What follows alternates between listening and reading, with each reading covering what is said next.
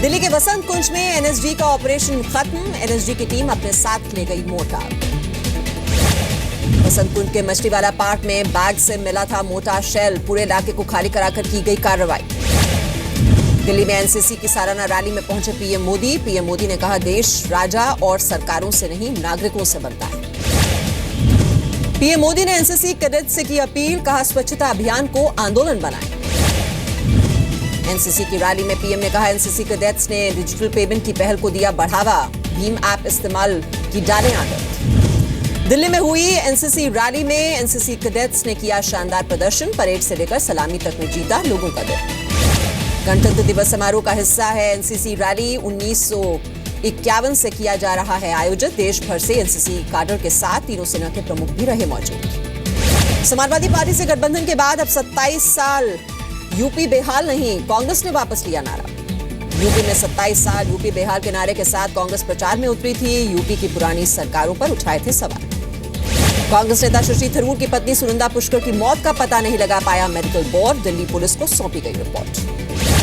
17 जनवरी 2014 को दिल्ली के एक होटल में मृत मिली थी सुनंदा पुष्कर। मौत के बाद हुए थे कई विवाद। जयपुर में फिल्म डायरेक्टर संजय लीला भंसाली को थप्पड़ मारने वालों पर अभी तक कार्रवाई नहीं। करनी सेना ने विरोध को बताया जायज।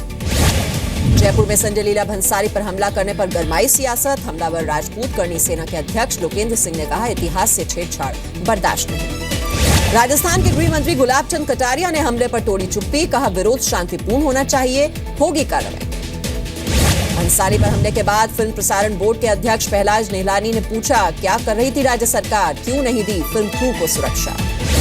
संजय लीला भंसाली पर करनी सेना के हमले का बॉलीवुड में विरोध शुरू। फिल्म निर्माता और निर्देशक अनुराग कश्यप ने की निंदा।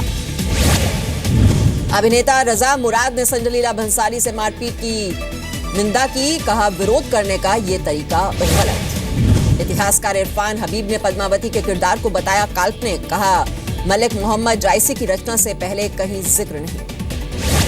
संजय लीला भंसाली पर हमला करने वालों की कांग्रेस ने की निंदा। पार्टी नेता संदीप दीक्षित ने बताया गुंडागर्दी, कार्रवाई की मांग की। पद्मावती की शूटिंग के दौरान हमले की पवन वर्मा ने की निंदा। जेडीयू नेता ने कहा, ऐसे हमले स्वीकार नहीं।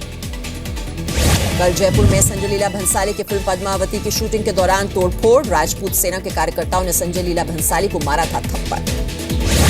जयपुर के जयगढ़ किले में हो रही थी पद्मावती की शूटिंग। भंसाली के फिल्म क्रू मेंबर्स के साथ भी मारपीट। कैमरों को पहुंचाया नुकसान।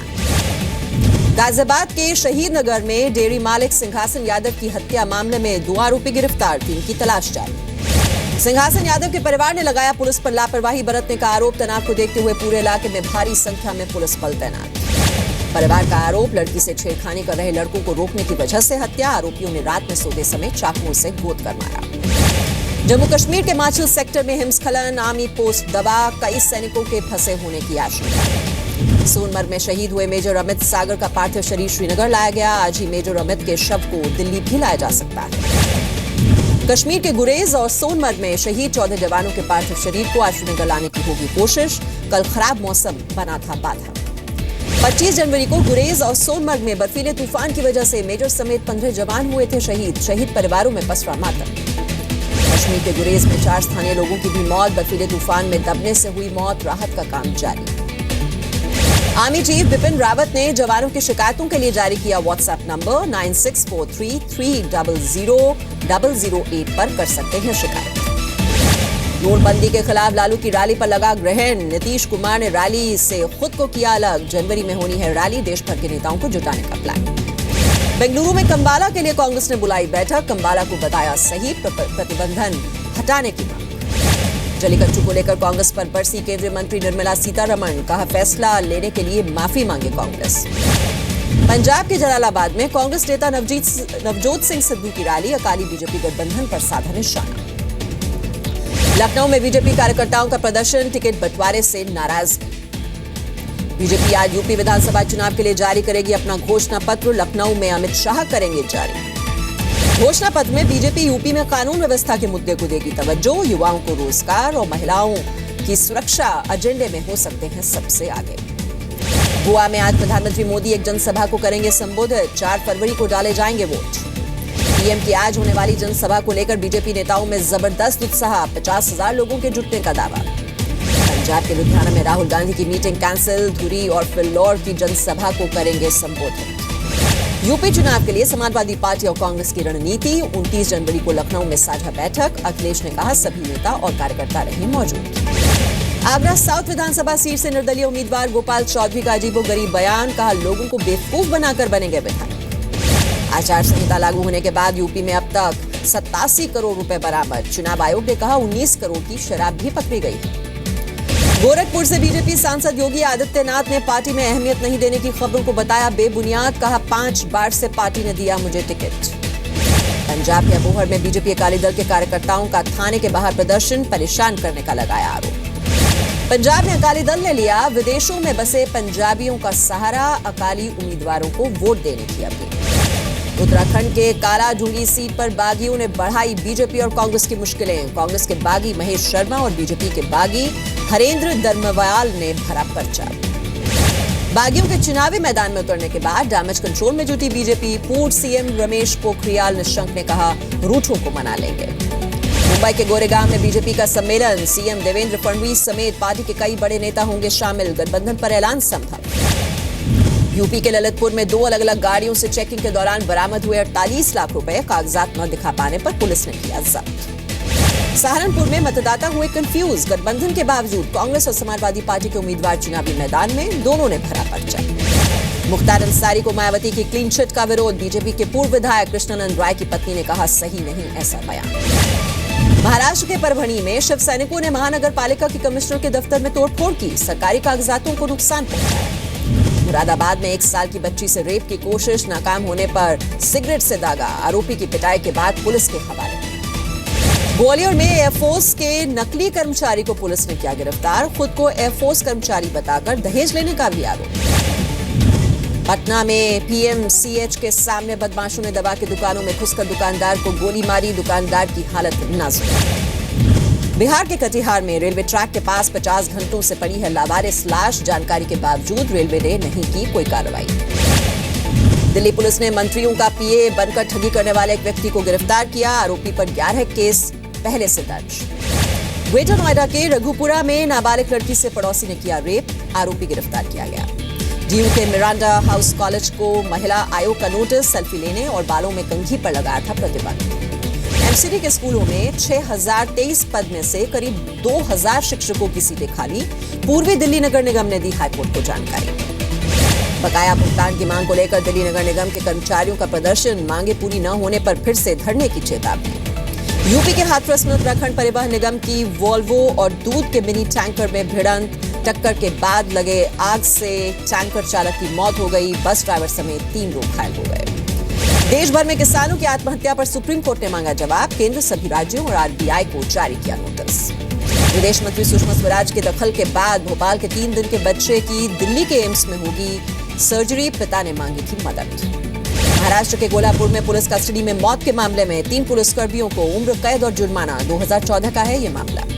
महाराष्ट्र के औरंगाबाद में वैन से कूदकर खुदकुशी के मामले में 1 कांस्टेबल सस्पेंड, पुलिस कमिश्नर ने दिए जांच के आदेश। छत्तीसगढ़ के पुंखाजूर में बीएसएफ ने सर्चिंग के दौरान 10 किलो का टिफिन बम किया बरामद, समय रहते इसे डिफ्यूज किया गया। रायपुर समेत छत्तीसगढ़ के 6 शहरों में इनकम टैक्स की कार्रवाई, 3 बड़े बिल्डरों के 10 से ज्यादा ठिकानों पर छापे मारे गए।